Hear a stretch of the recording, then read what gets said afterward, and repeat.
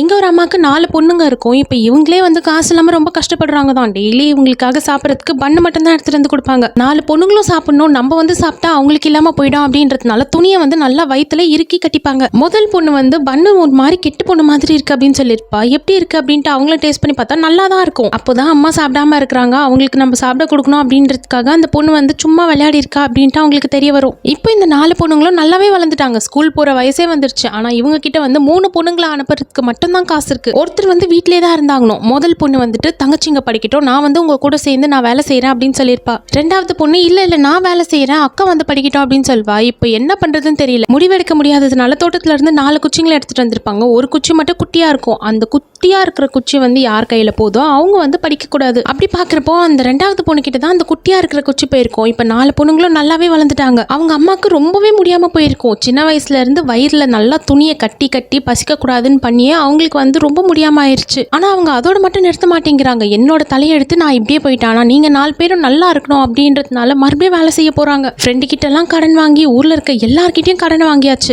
எப்படியோ கொஞ்சம் காசெல்லாம் சேர்த்ததுக்கு அப்புறமா 4 பொண்ணுங்களையும் வெளியூருக்கு அனுப்பிடுவாங்க. நீங்க போயிட்டு வெளியூர்ல படிச்சு நல்லபடியா இருங்க அப்படின்னு சொல்லிடுவாங்க. 10 வருஷம் ஆகிருச்சு. இப்ப ரெண்டாவது பொண்ணுக்கு வந்து கல்யாணம் நடக்க போகுது. அவங்க அம்மா கிட்ட வந்து இந்த மாதிரி எனக்கு கல்யாணம் ஆக போகுது அப்படின்னு சொல்லியிருப்பா. நீங்க வரலாம் தேவையில்லை, நீங்க உடம்ப பாத்துக்கோங்க அப்படின்னு தான் சொல்லியிருப்பா. ஆனா அவங்க அம்மா வந்து அது எப்படி நம்ம பொண்ணு கல்யாணத்துக்கு நம்ம போகாம இருக்கிறது அப்படின்ட்டு அவங்களும் வந்து கிளம்பி போவாங்க. அவ்வளோ கஷ்டப்பட்டு ஊருக்கு போவாங்க. இப்போ கல்யாணம் நடக்கிற இடத்துக்குள்ள செக்யூரிட்டி விடவே மாட்டேங்கிறாரு, பிடிச்சி தள்ளி விடுறாரு. கல்யாண பொண்ணோட அம்மா நான் தான் அப்படின்ட்டு அவங்க சொன்னாலும் நம்ப மாட்டேங்கிறாங்க. அடுத்ததான் இப்போ அவங்களோட பொண்ணே வந்து வெளியே வந்திருப்பா. இப்போ இவ வந்து இந்த ஊருக்கு வந்து நல்லா படிச்சு ஒரு பெரிய ஆளை வந்து லவ் பண்ணியிருப்பா. அவர் வந்து நல்ல பெரிய பணக்காரர் தான். கல்யாணமும் வந்து ரொம்ப கிராண்டா தான் நடக்குது. ஆனா இவங்க வந்து ஒரு பழைய துணியை போட்டுட்டு வந்திருக்காங்க. எங்க வந்து இவங்க தான் நம்மளோட அம்மான்ட்டு தெரிஞ்சா எல்லாரும் நம்மள ஒரு மாதிரி நினைக்க போறாங்க அப்படின்றதுனால இவங்க யாருன்னே எனக்கு தெரியாது, வெளியே துரத்துங்க அப்படின்னு சொல்லிடுவா. சின்ன வயசுல இருந்து வாழ்க்கையே இவங்களுக்கு பொண்ணுங்களை நல்லா வளர்க்கணும், படிக்க வைக்கணும், அவங்கள ஊருக்கு அனுப்பி பெரிய ஆளாக்கணும் அப்படின்றது தான். ஆனா இன்னைக்கு நல்ல நிலைமைக்கு வந்த உடனே இவ்வளோ பண்ண அம்மாவே வந்து அந்த பொண்ணு மறந்துடுறா.